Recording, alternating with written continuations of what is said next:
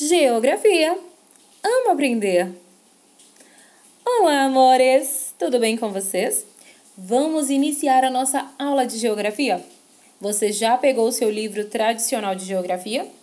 Então, hoje estaremos aprofundando mais no conteúdo hidrografia. E para isso, primeiro eu quero que você pegue o seu livro de geografia. Combinado?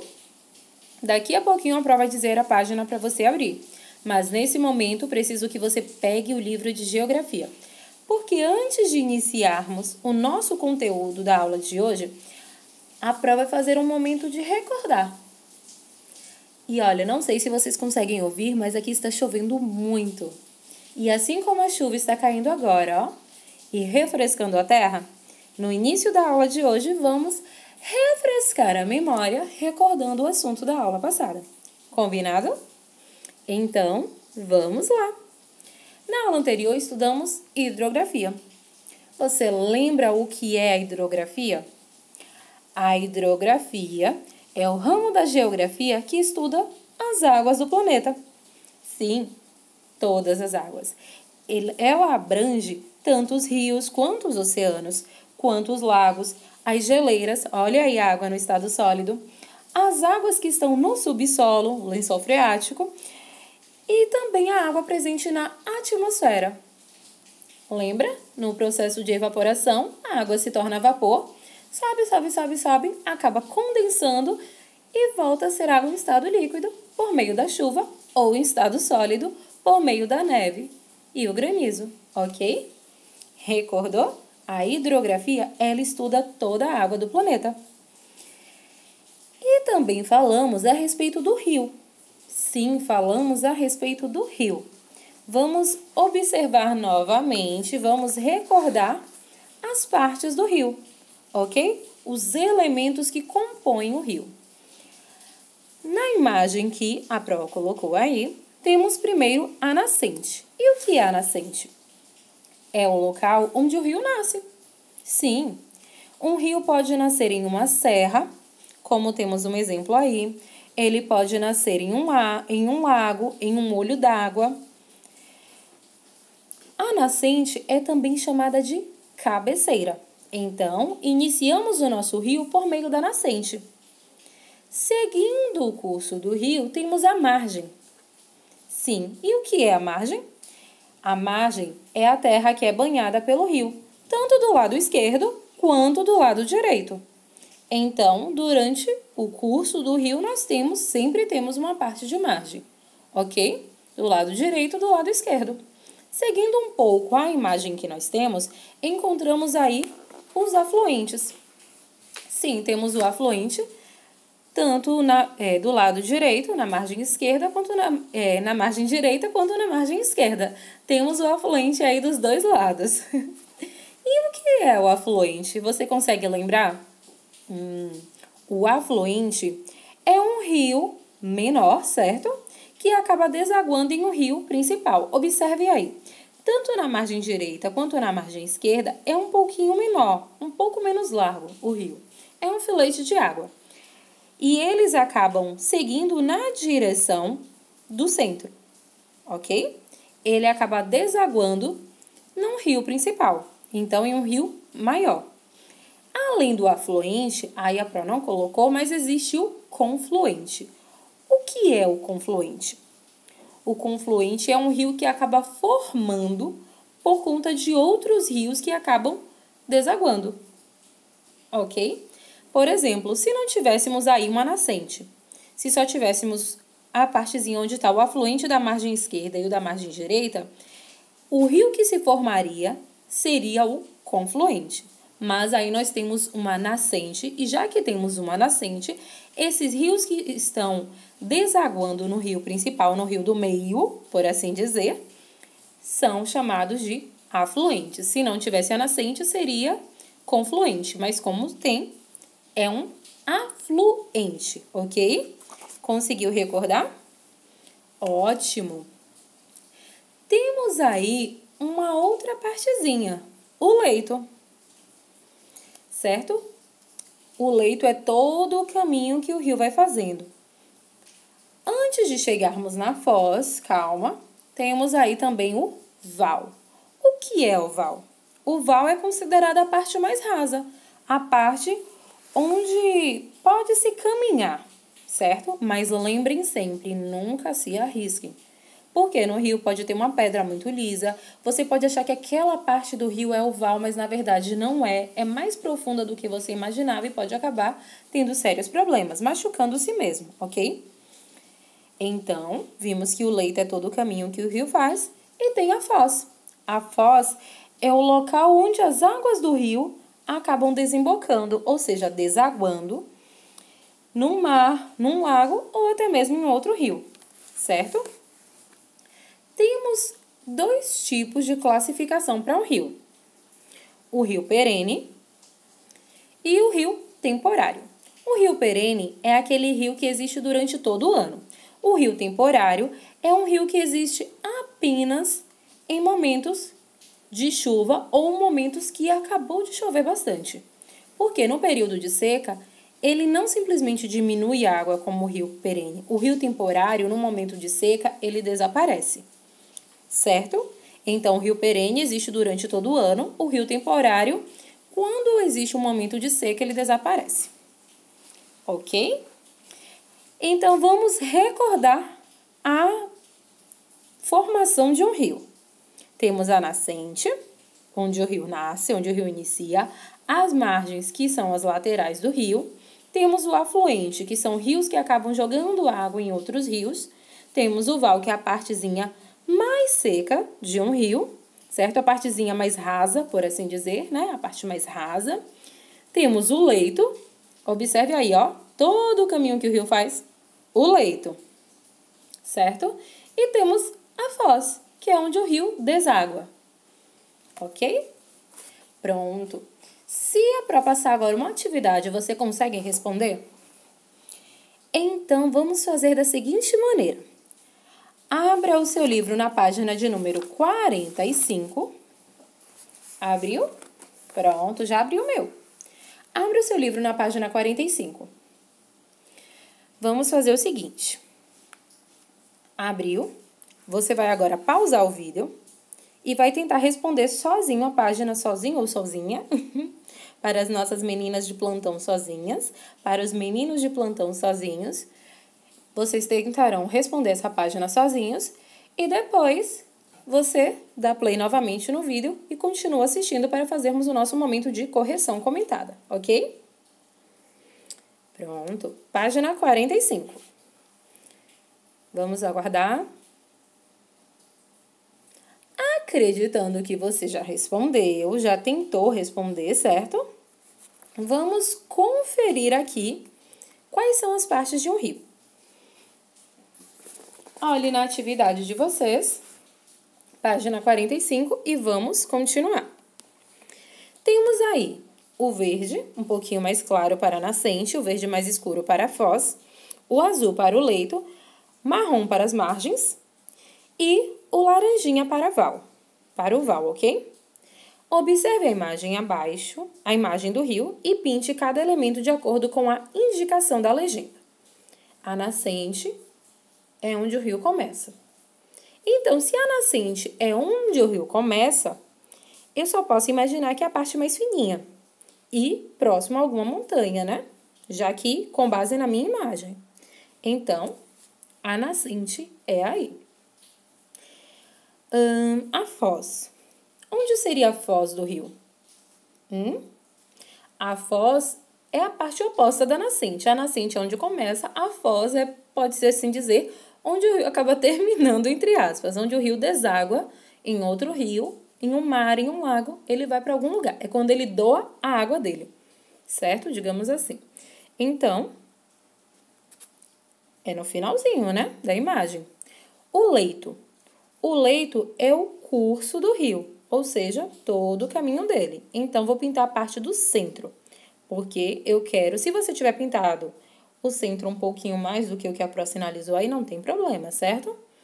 Mas, aí, ó, de azul, o centro do rio. E margens? Ah, eu tenho margens por todo o caminho. Todo o caminho aí eu tenho margens, ok? E val é a parte mais rasa. Então, eu vou procurar um lugarzinho onde tem uma pedra, algo assim, que me dê a impressão de ser um pouco mais raso.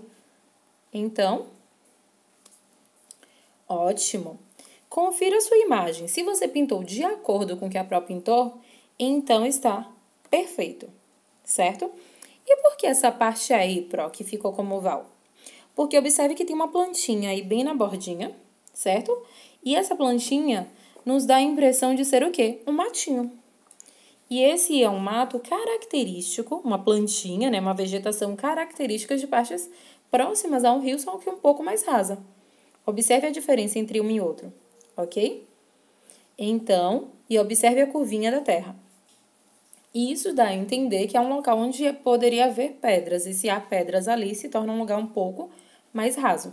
Combinado? Entendido, explicado e recordado? Tendo recordado este conteúdo e acreditando, conferiu tudinho, está tudo ok? Vamos agora para a página de número 46.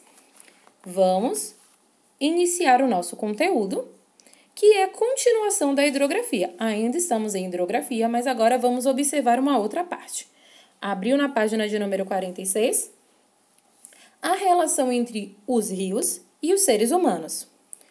Vamos falar um pouquinho agora a respeito da utilização dos rios, certo? Temos bastante conteúdo para hoje. Os rios têm grande importância para os seres humanos, porque fornecem água, necessária para a vida. Então, aqui entendemos que o rio é essencial para a nossa vida, porque é através dele que temos a água que nós podemos consumir, porque a água do mar é salgada. Então, não temos como nos alimentar dela, certo? Somente da água dos rios, ok? Rios e lagos. Apenas a água doce. Entre outras coisas, a água dos rios é utilizada no preparo de alimentos, na manutenção da higiene pessoal e na limpeza da casa.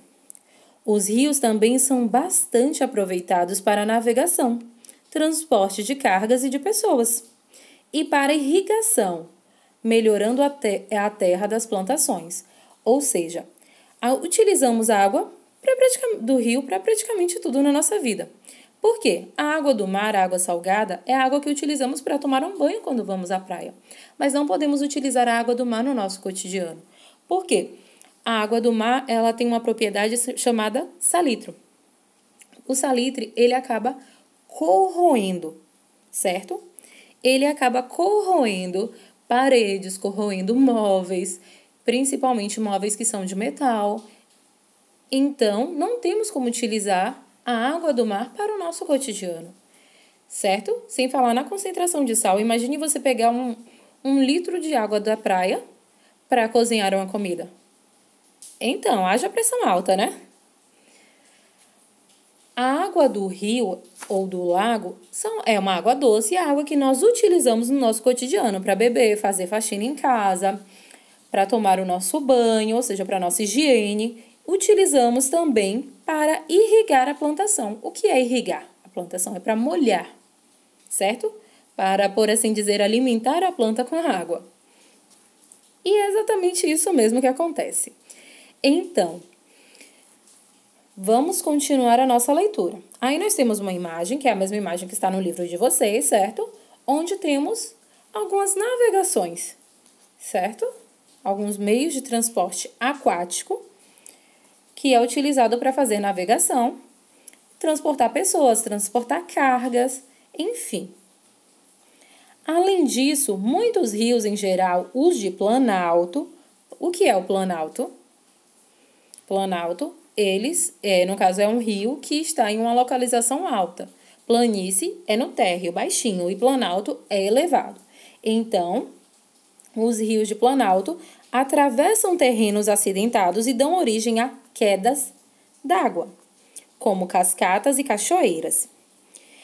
A força das águas é aproveitada para a produção de energia elétrica, nas chamadas usinas hidrelétricas, que geram essa energia por meio de turbinas acionadas por uma corrente de água e distribuem-na para as casas, as indústrias, o comércio, as ruas, as fazendas, etc. Entre tantas coisas, ou entre outras coisas. Vamos continuar nossa leitura e vamos entender melhor o que são essas usinas hidrelétricas. No seu livro tem essa imagem, não é mesmo? Então, vamos observar essa imagem que tem do seu livro, fazer uma leitura e a prova vai fazer um momentozinho de explicação para vocês. A força que move as turbinas de uma usina vem das quedas d'água de um rio, mas pode vir também da força do seu volume de água, ou seja, da pressão, da quantidade de água que existe ali que acaba pressionando no momento da saída da água. Para uma usina hidrelétrica funcionar, é preciso construir uma barragem que servirá para armazenar a água em represas, semelhante às represas que nós temos. Existem represas que são para fornecer água para a casa, certo? Um serviço de abastecimento de água, ok? E tem as represas que são feitas para produzir energia elétrica. Observe essa imagem aí. A prova vai fazer uma rápida explicação, porque vamos ter um vídeo para compreender melhor. Dentro de uma usina hidrelétrica, nós temos algumas partes, ok? Então, você tem aí a primeira imagem do seu livro, que é como se tivesse tudo fechadinho, e a segunda é como se tivesse tudo aberto, mostrando os detalhes. Inicialmente, nós temos o reservatório de água, ou seja, a água é feita ali a barragem para parar um pouco a água, e assim abastecer. Tem um reservatório, ok? Essa partezinha chamada de admissão, na parte de baixo, digamos que o caminho que a água vai percorrer. Ou seja, quando abrir a porta de controle, vai passar a água, ok? Então, temos aí o duto, que também é chamado de aqueduto. Ele leva a água para a turbina. Observe que na imagem do livro tem uma pazinha amarela. Aqui nós estamos vendo como se estivesse vendo tudo por dentro, como funciona, ok? Então, aí tem uma turbina ali dentro que vai girar e assim vai produzir um pouco de força e vai levar a água para a corrente. Observe aí, tá vendo? Essa corrente é o caminho que a água vai continuar percorrendo para desaguar, ok? Na parte de cima, isso é a parte de baixo, como funciona. A água passa ali, abre a porta de controle, a água passa pelo duto, movimenta a turbina e segue o caminho. Na parte de cima, temos o quê? A represa, né? A Pro já falou a respeito do reservatório e da represa. Tem o gerador, que vai, enquanto a turbina gira, vai produzir energia em cima. Tem aí o transformador. E temos que isso aí tudo forma a usina geradora e tem as linhas de energia. Você conseguiu ver parte por parte, certo? O reservatório, a porta de controle, o duto, a turbina, a corrente, né? Que é o caminho que a água vai seguindo. Tem a represa, em cima, o gerador, o transformador, a usina geradora, que a usina geradora é formada por quê? Tem o transformador e o gerador ali, que tudo isso faz parte da turbina. E tem as linhas de transmissão, ou seja, na usina geradora produz a energia, certo? E vai para a linha de energia, que depois vai ser transmitida para casa, ok? Vamos compreender de uma maneira um pouquinho mais animada? Vamos lá?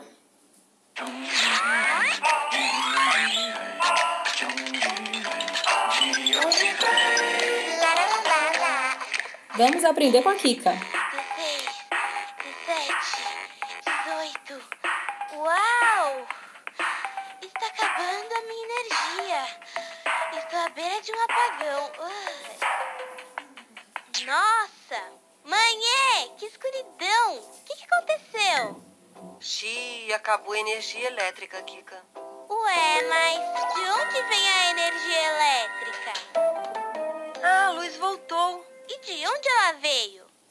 Relaxa, Kika, você está muito elétrica. Ninguém se liga nas minhas perguntas. Eu me ligo, Kika. A energia elétrica vem da força dos ventos, dos raios solares, da queima do gás natural e do óleo e da força das águas, como no Brasil. A energia elétrica do nosso país vem principalmente das usinas hidrelétricas. Hidrelétrica? Hidro vem de água e elétrica de eletricidade. Por isso são chamadas de hidrelétricas as usinas que usam a força das águas para produzir eletricidade. É assim. Primeiro, as águas das chuvas vão enchendo uma enorme barragem de concreto. Depois, a água sai por tubos enormes e dentro deles ela corre para a usina. Em grande velocidade, passa por turbinas. O movimento da água nas pás da turbina aciona um dínamo. Dínamo? É, Kika. O dínamo é uma máquina enorme que gira bem forte, transformando a energia mecânica em energia elétrica. Mas e se não chover? Aí, os reservatórios ficam com pouca água para acionar as turbinas e o dínamo. E então, pode faltar energia nas casas, indústrias, escolas e hospitais. É por isso que nos tempos de pouca chuva, a gente tem que economizar eletricidade, Kika. Xiii, melhor desligar essa TV. Eba! Chuva! Ué, mas como a energia elétrica chega aqui na minha casa? Para chegar das usinas até a sua casa, a energia elétrica percorre quilômetros a fio, de poste em poste. Do poste em frente à sua casa, ela segue por um cabo até os fios que distribuem energia por todos os cômodos. A ponta deste fio é a tomada. Uau! Então, podemos aprender com a Kika de uma maneira mais animada como é que funciona. Observe novamente no seu livro, na página de número 47, a imagem. Então, como foi dito, a água está em um reservatório, em uma represa ou barragem, como também é chamada, ok? Está ali armazenada. No vídeo, Kika fala, a lâmpadazinha, né, comenta a Kika, como é que é armazenada a água nesse local. Porém, nem sempre é apenas algo de concreto ali, que só é cheio no momento de uma chuva. Através de um rio também é formada essa represa, ok? A água de um rio é represada, por meio da chuva, acaba enchendo muito mais. Daqui a pouquinho nós iremos nos aprofundar um pouquinho nessa informação, ok? Mas observem, tem um reservatório, a represa, né? Como tem aí a imagem. No caso, tem na imagem anterior que a Pro mostrou. A água passa por meio da porta de controle, segue ali pelo duto, movimentando as pás da turbina e assim vai gerando a energia, certo? Na usina geradora e depois vai para a linha de transmissão e vai abastecendo a energia em casas, hospitais, escolas, enfim, todos os lugares que contrataram o serviço na Bahia, digamos assim, da Coelba, ok? Porque a Coelba é quem administra o processo de entrega e distribuição de energia aqui na Bahia. Aí nós temos a imagem da barragem de Pedra do Cavalo. É uma barragem que fica aqui na Bahia. No livro de vocês não irão encontrar essa imagem, tá? Fiquem tranquilos que é uma informação extra que a Pro trouxe para vocês. Com toda certeza, vocês já ouviram falar a respeito de Pedra do Cavalo, não é mesmo? Então, é um local que existe um certo campo de treinamento também, porém, é também o nome de uma barragem. A barragem Pedra do Cavalo, situada a cerca de 2 quilômetros do município de Cachoeira, distante 110 quilômetros de Salvador, no Recôncavo Baiano, foi construída em 1985 para abastecer regiões vizinhas e proteger cidades históricas, certo?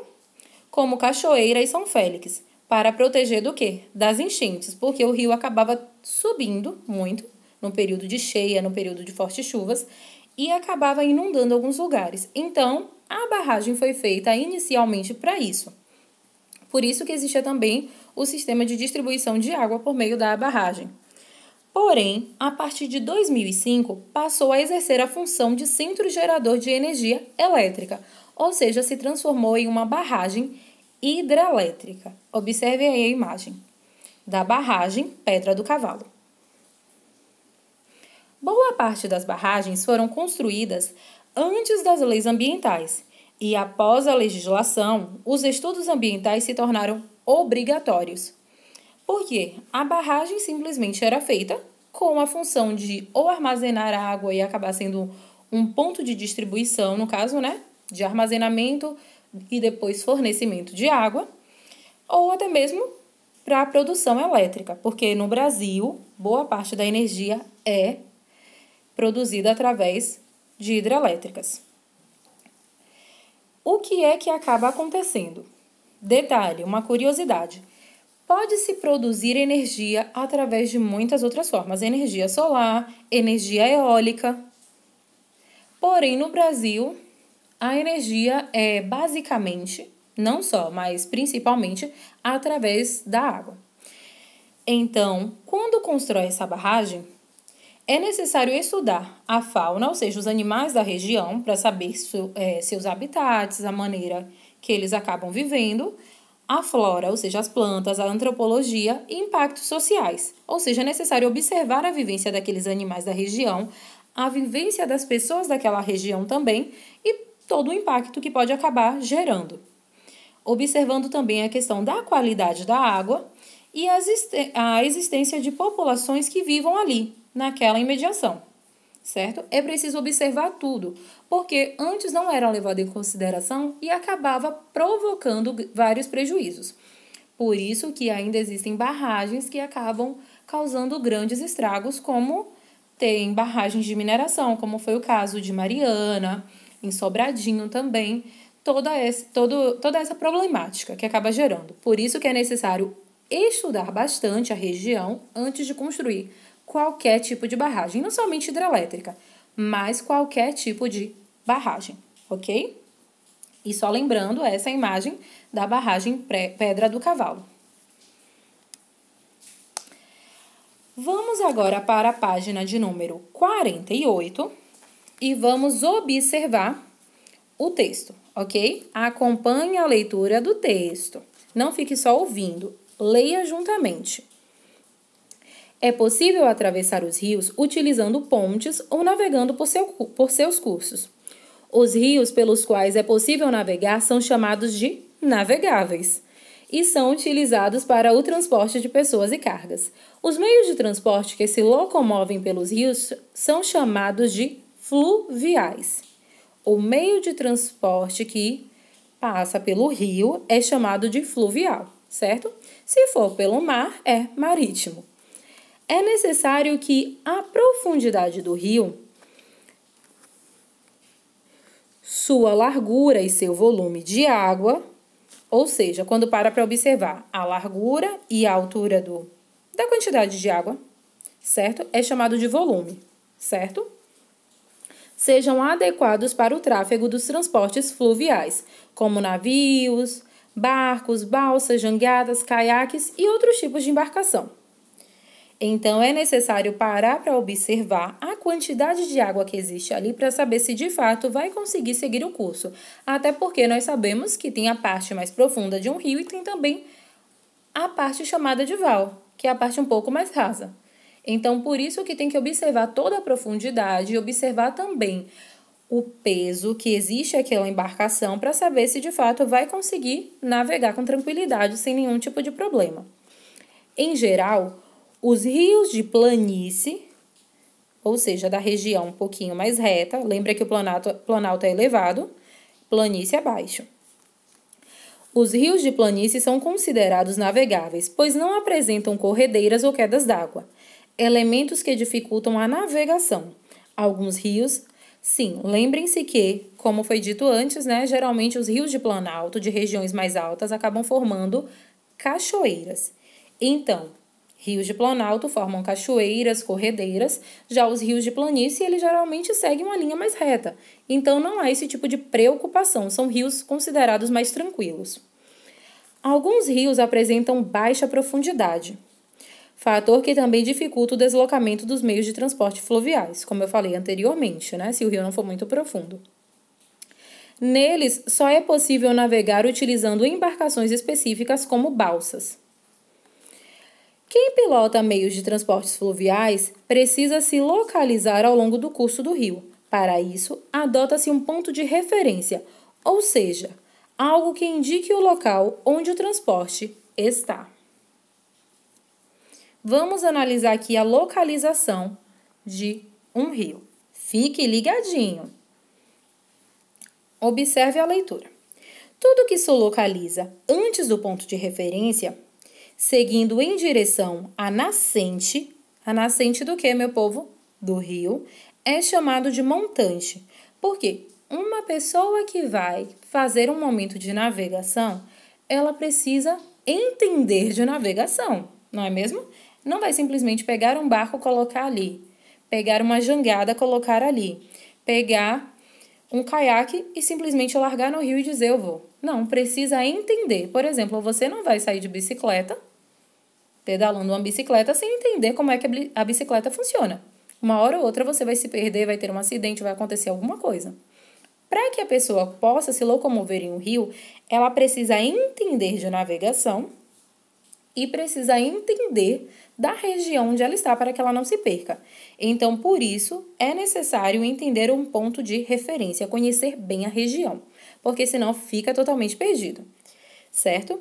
Então, tudo que se localiza antes do ponto de referência, seguindo em direção à nascente, é chamado de montante. Imaginemos aí que um pescador decidiu sair com o seu barco e ele foi e observou uma árvore muito grande naquela região. Então, dificilmente ele vai encontrar uma outra árvore daquela altura. Ele já conhece o local. Ele tomou aquela árvore como ponto de referência. Ele foi e observou onde é a nascente do rio. Ok. Analisou onde é a nascente, onde é a foz e falou, esse é o meu ponto de referência. Tudo que está em direção à nascente é chamado de montante. Ok? Montante. Após se definir o ponto de referência, tudo que se localiza depois é chamado de foz. Então, pare e pense aí, ó. Imagine que você é o ponto de referência. Agora, observe o seu braço direito. Tudo que está na direção do seu braço direito é chamado de jusante, ok? Então, tudo que vai seguindo em direção à foz é chamado de jusante. E tudo que está em direção ao seu braço esquerdo é chamado de montante, porque está em direção à nascente. Então, vamos parar e internalizar um pouquinho mais essa informação, ok? Pare, pense aí, internalize um pouquinho mais. Tudo que está em direção à nascente é montante e tudo que está em direção à foz, ou seja, ó, ao curso do rio até chegar e desembocar em um outro rio ou no mar, é a jusante, ok? Vamos agora correr um pouco com o conteúdo. Vamos para a página 49. Vamos falar um pouquinho a respeito da poluição dos rios. Observe aí essa imagem onde tem um rio bem com águas cristalinas, muito lindo, muito limpinho. É a mesma imagem que tem no livro de vocês. A tonalidade está um pouquinho diferente, mas é a mesma imagem. Certo? Rio sem poluição. Um rio sem poluição é aquele que apresenta águas limpas e cristalinas, ou seja, não tem nenhuma sujeira e a água é transparente, nas quais os peixes e as plantas crescem naturalmente. Sua água serve para o consumo, para regar plantações, para o lazer, entre outras coisas. Já rios poluídos, a poluição dos rios ocorre pela introdução de materiais químicos, físicos e biológicos que interferem na qualidade da água e afetam o organismo dos seres vivos que neles habitam. Esses materiais vão desde um simples saquinho de papel até os mais perigosos poluentes tóxicos, como os pesticidas, metais pesados, como mercúrio, cromo, chumbo e detergentes. Ou seja, tudo que não é natural da água e que você acaba jogando ali, certo? Acaba poluindo, sujando. E isso acaba destruindo toda a fauna, todos os animais e também a flora, as plantas que estão em volta, acabam sendo prejudicadas, ok? O crescimento das cidades e de suas respectivas populações aumentou os problemas relacionados à poluição dos rios, porque o tratamento de esgotos e fossas não conseguiu acompanhar o ritmo do crescimento urbano. Jogar lixo nos rios é uma das formas de poluição mais comuns. Produtos químicos e sujeira dos esgotos são jogados diretamente nos rios e afetam os lençóis de água, que formam as nascentes. O excesso de sujeira funciona como um escudo para a luz do sol, afetando o leito dos rios e seu ciclo biológico. Ou seja, as plantas e os animais que nele vivem passam a sofrer as consequências da poluição. Para que um rio seja saudável, nem lixo nem esgoto devem ser lançados diretamente nele. Então, vamos parar e pensar um pouquinho. Tudo que não é natural daquele local, se você acaba colocando ali, pode gerar um sério prejuízo. E quando isso se refere a lixo e água, acaba tornando-se um sério problema. Observe que quando um rio é contaminado, até mesmo os lençóis de água, lembra que a Pró falou, por baixo da terra, acaba sendo prejudicado. E então, se o lençol de água for contaminado, obviamente a nascente de um rio vai ser contaminada também. Aquela água que deveria aparecer de uma maneira saudável, já aparece contaminada. Vamos passar para a página de número 50 e continuar a nossa observação, a nossa análise em relação ao conteúdo.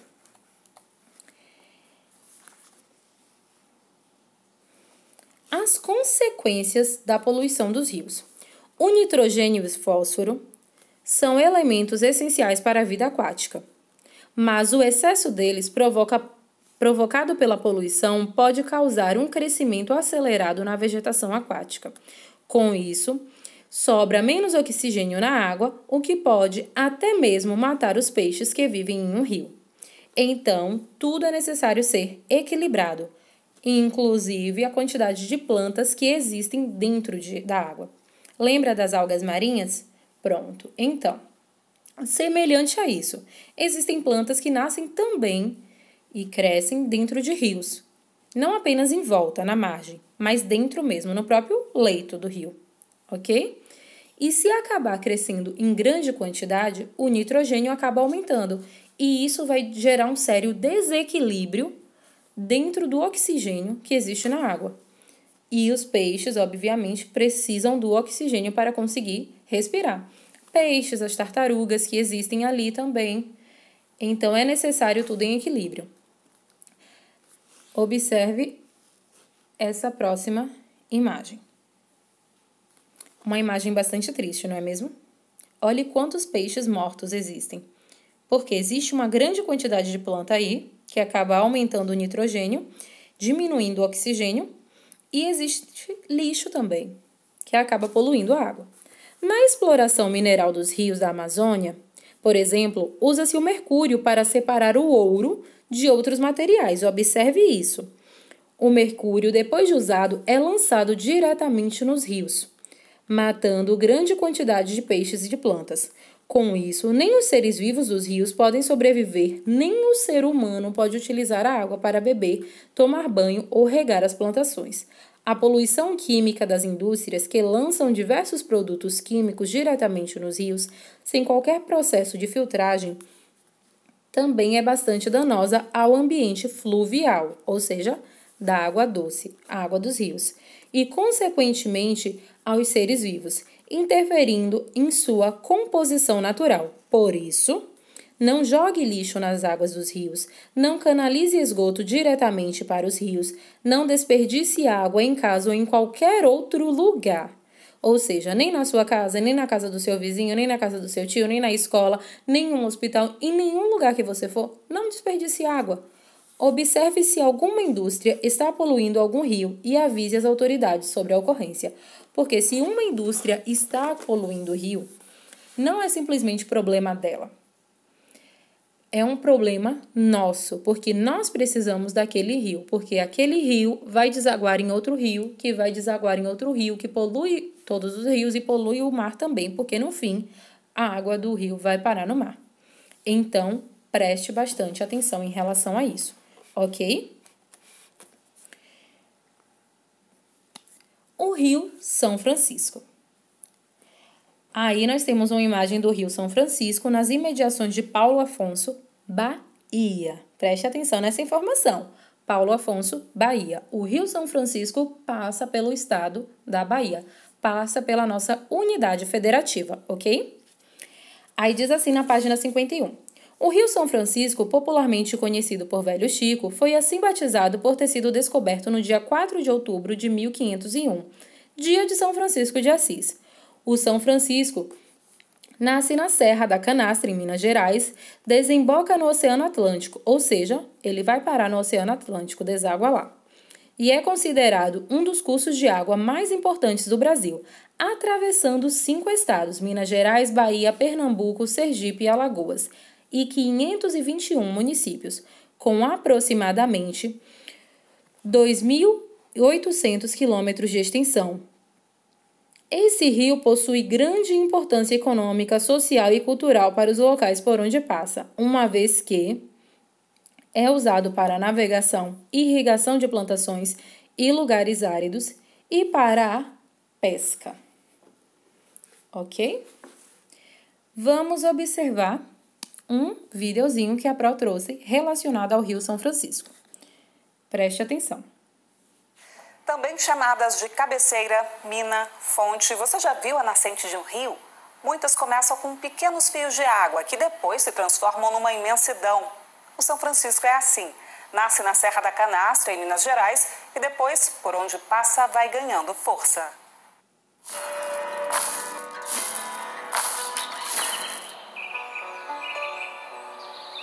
Chamado por muita gente pelo apelido carinhoso de Velho Chico, o Rio São Francisco também é considerado o Rio da Integração Nacional. É a veia principal de uma rede com 168 afluentes. O São Francisco traz benefícios para mais de 16 milhões de habitantes em todo o seu leito. Ele gera energia por meio de 6 usinas hidrelétricas e garante a prosperidade da agricultura. O São Francisco também é um rio perene, que não seca no período de poucas chuvas. O nascimento do rio acontece aqui, num lugar de beleza deslumbrante, o Parque Nacional da Serra da Canastra, na região centro-oeste de Minas Gerais. A criação do parque foi uma iniciativa para proteger a fonte.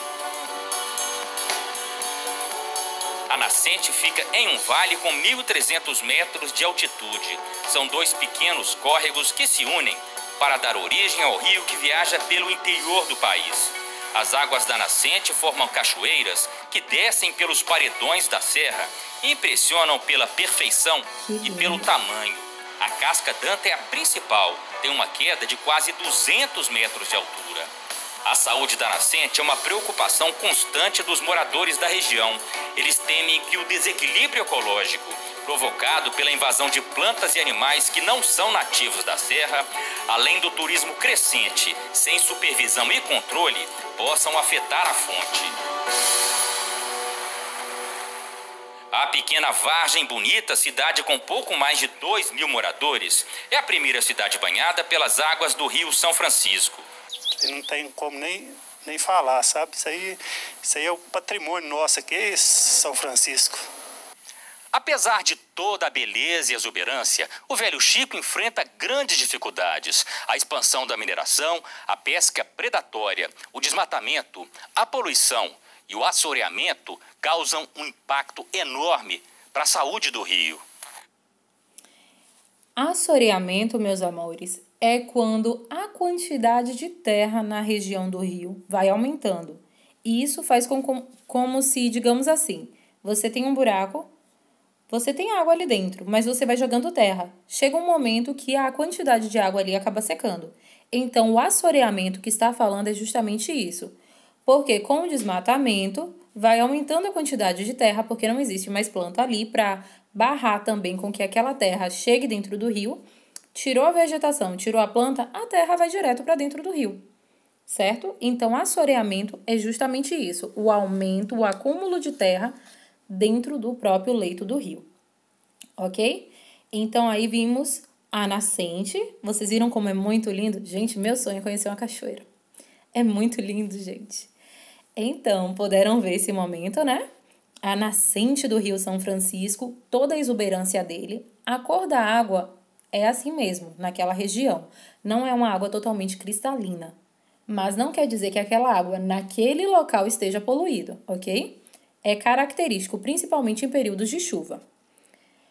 Agora, vamos observar a continuação desse vídeo com outras informações. Ali nós vimos a nascente, certo? Vimos a nascente do rio.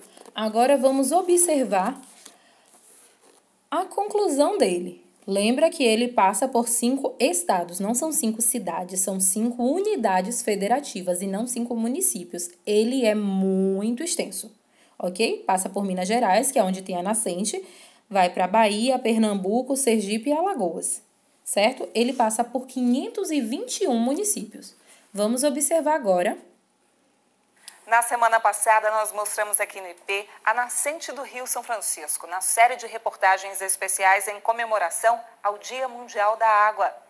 A nossa viagem pelo Velho Chico continua hoje em Alagoas, onde o São Francisco finalmente encontra o mar.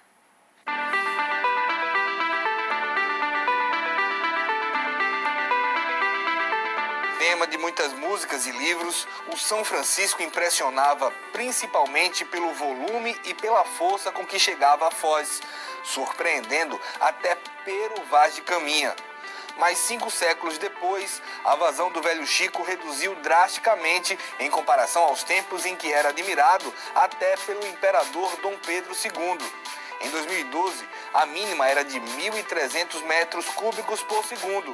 5 anos depois, bateu o recorde negativo de 550. Nos estudos que nós estamos realizando, até 2016, a máxima intrusão da cunha salina no estuário de São Francisco era até 12 quilômetros. Ou seja, nos últimos anos houve um aumento de 2 quilômetros dessa entrada de água salina. Uma das maiores secas das últimas décadas e o uso da água para a geração de energia elétrica são outros fatores para a crise hídrica. Este professor de Engenharia de Pesca da Universidade Federal de Alagoas desenvolve há mais de 10 anos estudos sobre os impactos das mudanças ambientais no lugar. A gente tem uma diminuição das espécies de água doce, uma prevalência de espécies de água marinha. Outra coisa foi a formação de novas ilhas. Essas novas ilhas são decorrentes do processo de vazão, diminuição da vazão do Rio São Francisco e também do processo erosivo quando se desmata a vegetação ribeirinha. Além da intrusão salina, a poluição por esgoto e despejo de agrotóxico também dificultam a geração de renda dos ribeirinhos. Aí ficou muito difícil para o pescador, para o agricultor que plantava. Não era só o arroz, tinha outras culturas que a gente tinha aqui em abundância. O fundo daqui era pilombeiro, todo mundo aqui está aqui, sabe, e que hoje não existe mais esse peixe aqui no Rio. O abastecimento de água potável virou um problema de saúde pública. Antigamente a água era aqui, todo mundo pega água daqui. Água para beber, para lavar roupa, para comer, para tudo, água daqui. Todo mundo, água doce direto, era assim. Depois de um tempo desse para cá, a água sargou. O Comitê da Bacia Hidrográfica cobra a revitalização do rio, condena o projeto de transposição em execução pelo governo federal e denuncia o colapso na região do Baixo São Francisco.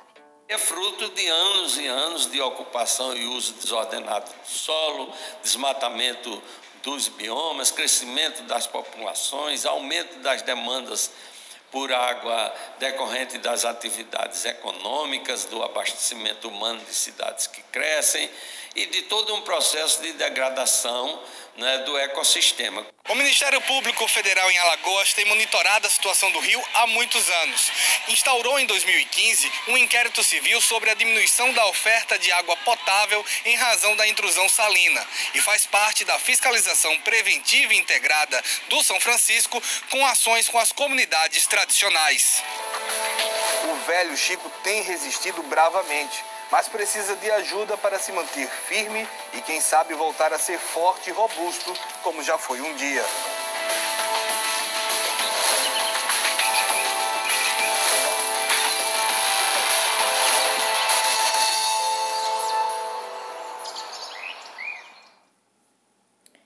Então, meus amores, voltamos para a imagem inicial do Rio São Francisco, né, do Velho Chico, em Paulo Afonso, Bahia. O desmatamento, a poluição, a mudança no curso do rio e as secas têm feito a água do mar avançar em direção ao rio e misturar-se com a água do rio, certo? Então, a água do mar, por conta de tudo isso que tem acontecido, a poluição, o assoreamento, que é a quantidade, tira toda a vegetação de volta, em volta do rio, e acaba a terra entrando no rio e fazendo o assoreamento. Tudo isso tem feito com que, e também o período de seca, certo? Além da mudança, né, do curso do rio, tem feito com que a água do mar acabe misturando-se à água do rio. E não misturando-se simplesmente quando chega na foz, está misturando antes. É como se a água do mar estivesse empurrando a água do rio e misturando-se. Por isso que é dito no vídeo, a menina falando a respeito das pesquisas, o ribeirinho, que é a pessoa que mora na beira do próprio rio, ele falando que a água tem se tornado mais salgada, certo? A quantidade de salitre tem invadido a água do rio. Por isso que é necessário preservarmos. Lembre-se que o Rio São Francisco passa pelo nosso estado também, ok? Então, essa foi a nossa videoaula, onde nós recordamos um pouco a respeito de como é a formação do próprio rio, observamos a respeito da poluição, da importância de termos um rio preservado e podemos assistir alguns vídeos falando a respeito da hidrelétrica, certo? De como é formada a energia por meio da água. E vimos algumas informações, uma curiosidade a respeito do Rio São Francisco do Velho Chico. Então, meus amores, espero que tenham gostado dessa nossa aula, porque a Pro amou este momento junto com vocês, ok? Deixo beijos e foco agora na atividade. Tchau, tchau!